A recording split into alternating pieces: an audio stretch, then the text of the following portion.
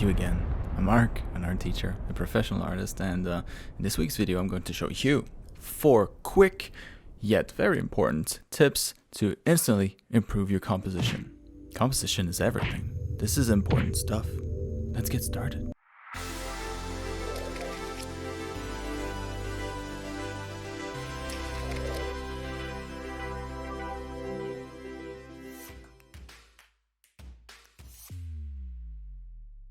Alright everybody, this week we're tackling one of the most important fundamentals of art when it comes to painting: composition. Composition is like your text formatting in a book. Imagine how horrible it would be to read a book that has no paragraphs, no leading space, no punctuation. Nobody would read that. We're all lazy, so we naturally prefer when content is laid out clearly in a format that's easy to digest. This goes for pretty much anything, including my tutorials, so I always spend a lot of time thinking about how to present the material in the simplest way possible, especially when the topic is more complicated. It makes a world of difference, and of course this logic also applies to art in the form of composition. It's powerful stuff and will be the difference between good art and bad art.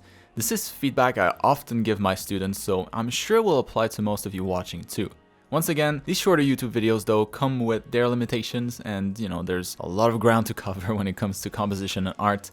Can't cover it all here, so I'll be focusing on what I consider the most impactful in the next 10 minutes or so. If you don't care about composition, well, hopefully you can just enjoy the time-lapse video of one of my latest painting here in the background. There are 4 points that I want to cover today in the context of composition, what I feel are by far the most important and will impact the result the most. Simply making sure you follow those guidelines or keep those in mind for your next drawing or painting will have a huge impact on the final result, so let's get right into it. The first thing that we're going to look at is the first decision that you make when starting a new piece of art: the size of your canvas. More specifically though, I'm talking about the ratio landscape or portrait. Unless you have extensive experience as an artist, I'd always recommend that you choose between a horizontal rectangle or a vertical rectangle and avoid any other ratios. Rectangles always look better in most cases, and it just works better with the other points we'll be discussing today. So just make sure that your rectangles aren't too long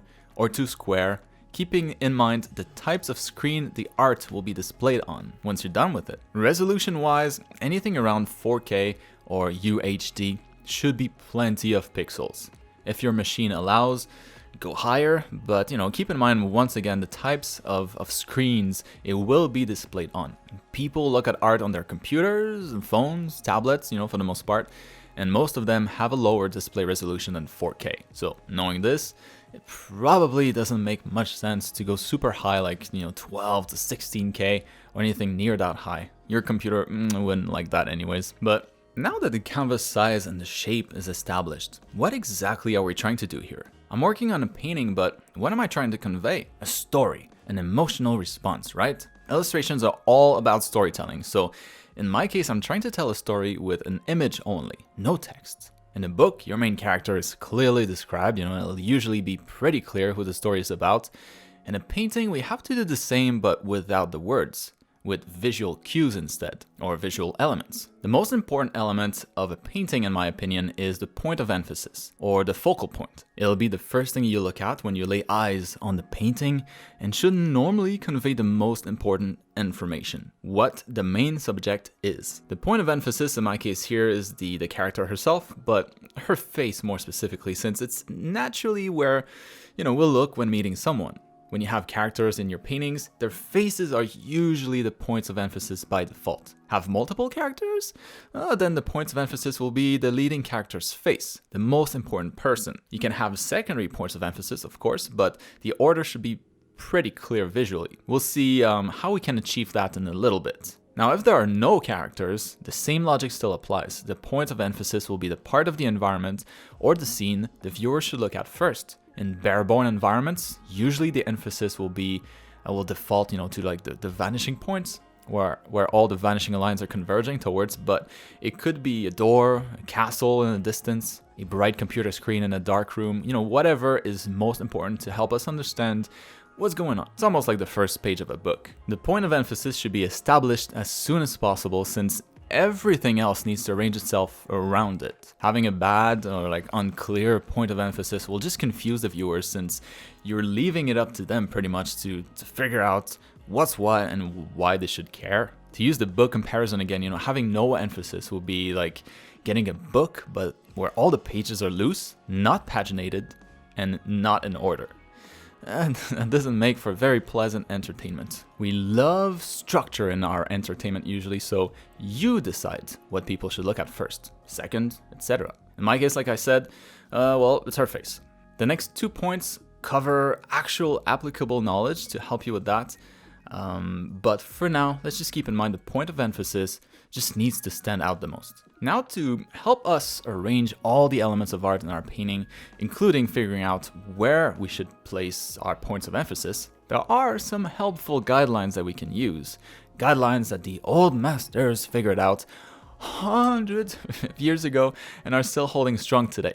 Of course, I'm talking about ratios. Ratios like, the rule of thirds, the golden spiral, and many, many more I cover in my art program. But to keep it simple here, we'll focus on my favorite one, and the one I feel applies the best to everything in art, the rule of thirds. When you start a new painting, you should divide your canvas with straight lines horizontally and vertically in thirds. The 4 intersection points you'll get as a result of those lines intersecting should be roughly where your point of emphasis or points of emphasis should be. In my case, once again, I'd want to make sure her face kind of lines up with one of those intersection points, which it does, of course. And then if I had a secondary point of emphasis, which I do, her sword, then well, I can just use a different intersection for that. In my case, the bottom right intersection that lands right on her hand.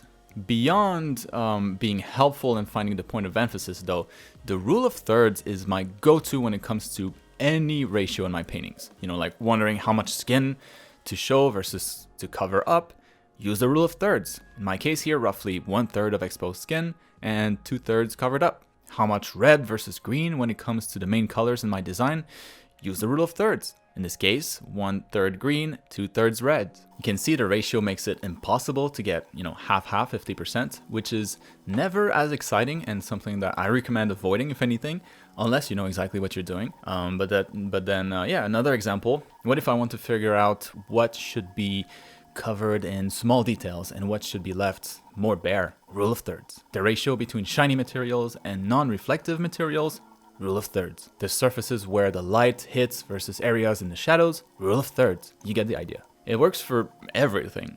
It really is the MVP of composition ratios, and I use it pretty religiously.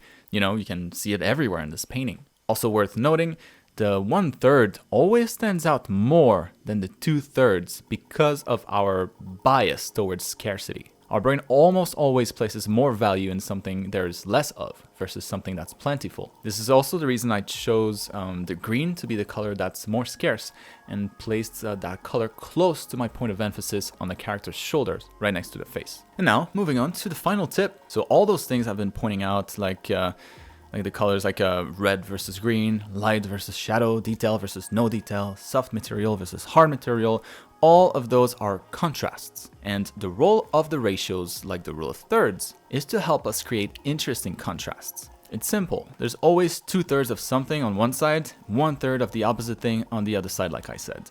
Contrast in art is everything that makes a painting or a drawing interesting. No contrast, no interest. Now, the reason I bring up contrast as the final tip is because it's the final missing piece when it comes to the elements of our painting. It's the stuff that gets more and more relevant the closer you are to finishing a piece, right? If we're talking colors, materials, and all that stuff, it's all polishing. It comes later in the painting. We need contrast because having a point of emphasis is often not enough. Kind of like just having $1 is not enough. You want a strong point of emphasis, something that's worth more to our brain in the form of interest, something that we'll definitely want to look at first. To reinforce that point of emphasis and make sure that we convey the right story or the right message with our piece of art, we'll use various contrasts. Knowing more contrasts influences our level of interest. Well, we can use that knowledge to help us surround the points of emphasis with more contrasting elements to bring more interest to it, and less contrast in areas where we don't necessarily want the eye of the viewer to wander off